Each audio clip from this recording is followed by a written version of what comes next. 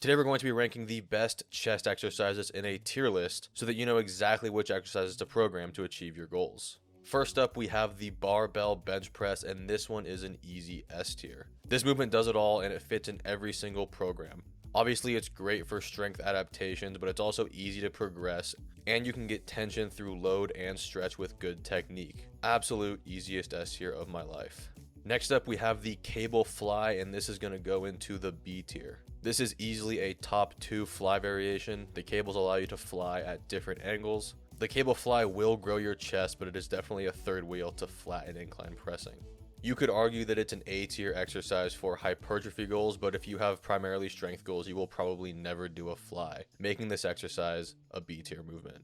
Next up, we have the decline bench press, and this is going to go straight into the D tier. There is a time and place for decline bench and its variations, but for most, it's just an ego lift and should be known as nothing more than the gym slide. If you are an athlete who benches a lot, incorporating decline can be a great way to lighten the load on your shoulders. I personally use decline movements as tricep accessories. The decline bench avoids the creak because it does have its place in some programs. Next up, we have a decline dumbbell fly, and this movement is going straight into the creak. We are making this exercise the first one to be tossed in the creak because there is almost no reason to do it. First of all, this is going to be an issue with most dumbbell flies, but there is no tension at the top, making cables and machines better for them. And if you have access to a bench and dumbbells, a flat bench will target that lower chest already and is a much more effective option. Next up, we have dips, and dips are easily an A tier chest exercise. Dips are great and easy to slot into a variety of different programs for strength or hypertrophy. They're easy to progress, and dips are essentially a much better version of the decline bench for most people. Overall, a really good chest building option, just a tier below the flat presses. Also, for some reason, I totally left dips out of my push day video. If you watched that and want another good chest accessory, try some dips. Next on the list, the dumbbell flat bench. This is another easy S tier chest exercise. Just like the barbell version, this movement does it all. It's easy to progress, and if you don't care about strength, I would start here. Although if you do care about strength, I also would start here. Like I said, this one does it all, another easy S tier, a staple in all programs. Next, we're going to move into the dumbbell fly, and this one is going to go straight into the C tier. Not as good as the cable version because of lack of tension at the top, like we just mentioned. Also, like I said, if you have primarily strength goals, you probably will not be programming flies at all, but these will work as a tertiary chest builder if you only have dumbbells. Overall, mid exercise for the chest. Next up, we have the barbell incline bench press, and this one is going straight into the A tier. This one could easily be an S tier exercise, but I decided to put it in A, mostly because I find that a lot of people prefer the dumbbell version of this movement.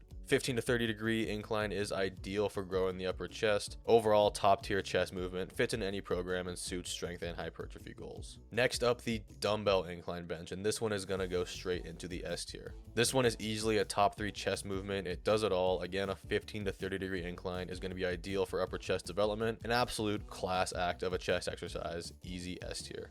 Getting towards the end of our list, we have the Dumbbell Incline Fly, and this one is also going to go into the C tier with its flat bench counterpart. We've already gone over the details of flies and dumbbell flies in general. Incline benching is most likely a better use of your time and energy. Another mid-chest exercise. Next up, moving right along, we have the machine fly. This one is going to go into the B tier with its cable counterpart. Probably a top 2 fly variation. This machine version as well as the cable version is much better than doing flies with dumbbells because you can get constant tension throughout the range of motion. They're easy to progress, solid chest movement, but still third wheeling the pressing variations. Next up, we have push-ups, and these are an easy A tier chest exercise. If you are a beginner, this is an easy S tier chest movement. The only reason it's A tier is because once you can do a lot of push-ups, it becomes very inconvenient to train close to failure. You can modify it with weight on your back or do deficit push-ups or like wrap bands around yourself to make it more challenging. You can also do plyo push-ups as a contrast method with a bench press to improve overall chest recruitment. And in the end, they're a very effective and versatile chest movement,